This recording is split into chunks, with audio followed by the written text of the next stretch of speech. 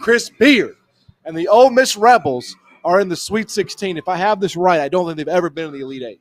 That's correct. So if they win in the Sweet 16, they will make their first ever Elite Eight in the history of the program. You know where else he did that? A lot of places. Texas Tech. Texas Tech. That was the first Elite Eight in their history? That was his second year at Texas Tech. You know what he did in the third year?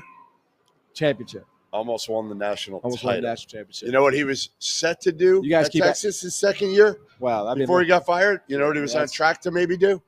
Certainly go to the That's up for interpretation. No, but he had that thing rolling is what I'm saying. No, look, Chris Give Beard him a year. Yes. Give Chris Beard a year and look at what he can do. Because you live in Memphis. How far outside are you from Ole Miss? Oxford? 45 minutes, an hour, yeah. Okay. Ole Miss I could feel Chris Beard's greatness from 45 minutes away. How do you describe the program of Ole Miss over the last 20 years? Historically? Since you've been a little kid in diapers. Non-factor. Right. Irrelevant. Now, are they relevant? Rod Barnes was the greatest coach in Ole Miss history before Chris Beard showed up. That's right. And Rod Barnes is a legend, but, it's not like that's on anybody's list of great coaches. So, yeah, that's not an easy job. It's not. Especially when you're in the region of Memphis, and it's not like Chris Beard has this overwhelming roster of talent. They're guys they're better than the sum of their parts. Is kind of how I would describe them. Between Dre Davis and Sean Padula, and their bigs and shocker, Chris Beard's got them playing hard and playing well, and they beat the shit out of Iowa State earlier today.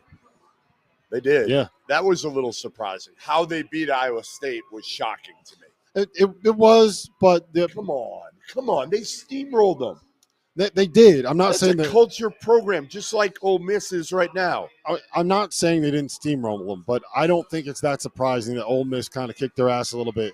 When you have a team that's been dealing with the amount of injuries that Iowa State did, they get down, the heads hang, they know it's over, season's over, and you can just kind of run away with it.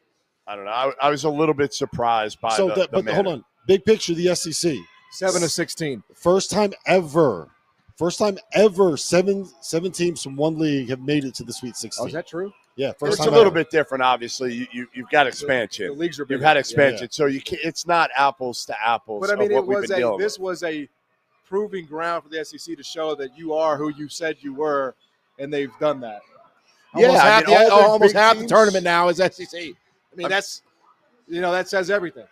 Think about this: you've now only got 4 leagues accounted for now left in the Sweet 16. Yep. First time that's ever happened at this point. You've got SEC with 7, Big 10 with 4, Big 12, and Big 10 could get 5. Do you know who the Cinderella? Arizona's up right now, so Big 12 has 3, could get 4, and then ACC is left with Uno.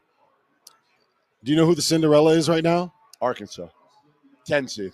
Cinderella Cal. They're the only double-digit seed. Cinderella Cal. Oh, he's going to embrace the who shit out of this. Who is ready for Cinderella Cal? We're not supposed to be here. Watch out. Mm-hmm. He's going to do it.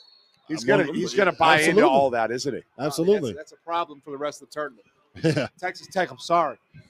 You stepped in it. Because y'all should have never let him have a 10 seed. Y'all should have never let him in the tournament.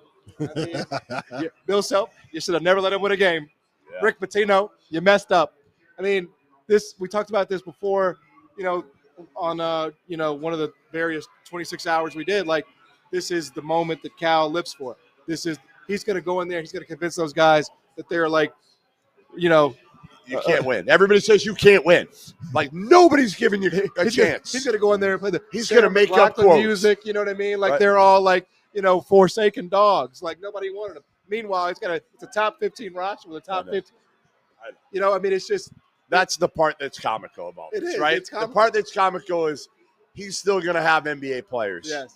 Right? You look at some of these other rosters, they don't have NBA dudes on their teams, right? Kentucky, we said it. They don't have an NBA guy on their roster. No. Cal has that. And now, again, some of those guys aren't real NBA players. Yeah.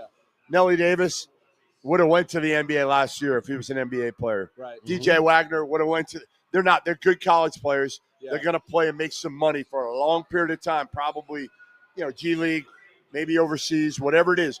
But I bet every guy on their roster from 1 to 9 ends up making a lot of money and playing basketball for 10 years, making money playing this game.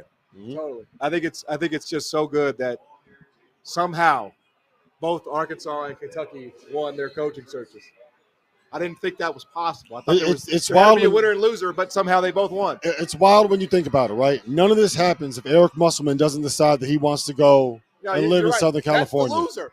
Muss is the loser. And you know what else? That doesn't happen if Andy Enfield doesn't leave USC for SMU. That doesn't happen. He lost. Do you remember where we were when we found that out? Rob Lanier. We were right over there. Rob Lanier. Right over there when you found out that Rob Lanier got fired. I remember. I remember you got a phone call, right? And you go, and I moved out there. You go, wait. I was shocked. And you run, and then I get a notification. Rob Lanier has been fired by SMU. Yeah, it was right here. So that led to Andy Enfield getting SMU. That led to Eric Musselman getting USC. Cal leaves for Arkansas. Mark Pope leaves for Kentucky. And Kevin Young gets hired by BYU. All three of those programs are in the Sweet 16 with a brand new head coach because of that carousel right there. Let's bottom line this before we go to break on the SEC.